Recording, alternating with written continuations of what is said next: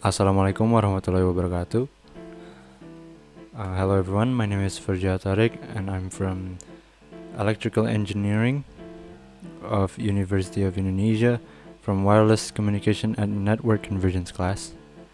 And in this opportunity, I'm going to explain an overview of Next Generation Network or NGN. So the first slide, definition of NGN. NGN is a broadband managed packet or IP-based network providing a telecommunication service. It got a benefit from today's broadband of over fixed like fiber optics, over mobile, and over wireless. And it also has capability to support managed features of IP-based network, especially quality of service, security, and mobility. NGN enables unfettered access for users to network and to competing service providers and or service of their choice. It supports generalized mobility, which will allow consistent and ubiquitous provision of service to users. Service-related functions are independent from underlying transport-related technologies.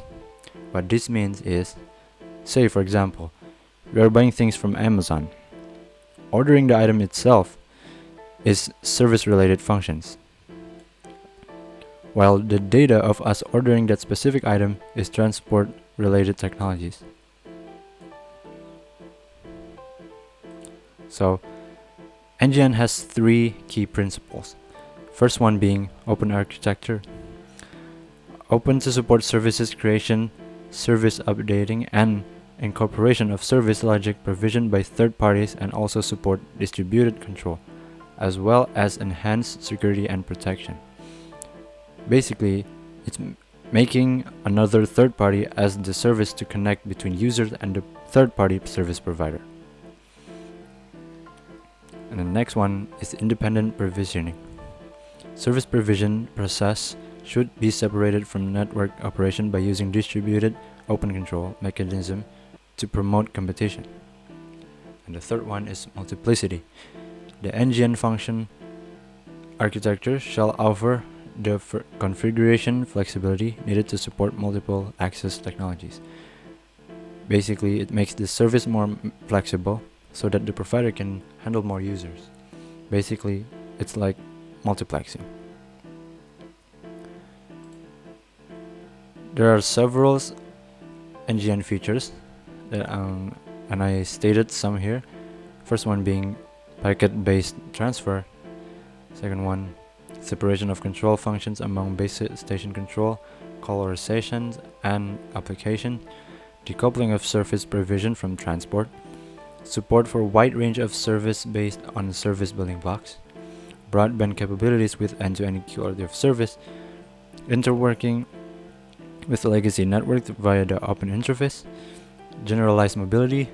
Unfettered access by users to different service providers. Variety of identification schemes. Unified service, characteristic for the same service as perceived by the user. Converge or combined service between fixed or mobile. Independence of service-related functions from underlying transport technologies. Support of multiple last-mile technologies. Next generation services from the old legacy network to NGN. Legacy network has services that are vertically integrated and it requires specific infrastructure components for their delivery. As for NGN, it has horizontal convergence, meaning its services are no longer vertically integrated. And I will explain what convergence is in the next slide. And the next one, network functions are componentized and new paradigm of standard capabilities as service enabling toolkit. And why convergence? And the reasoning is when different providers has different type of services like cellular connection, TV broadcast, and telephone lines. Each of these services has their own providers, making it inconvenient and it could cost more because you have to subscribe to different services providers. For example, provider A provides cellular connection, provider B provides TV broadcast, and provider C provided telephone. If we want to subscribe to each services, we had to subscribe to different providers, making it very inconvenient. This is for us users, because we would have to have a lot of nodes from different providers, and it could cost more. And that is the reason why convergence is a thing, because with converging different services, it'll make things more convenient. Say, for example, these 3 services is provided by one provider only. We will only have to subscribe to this one provider, making it way more convenient and cost less compared to subscribing to different service providers for singular service. And the example for that is in the next slide, which is one of the cases for NGN.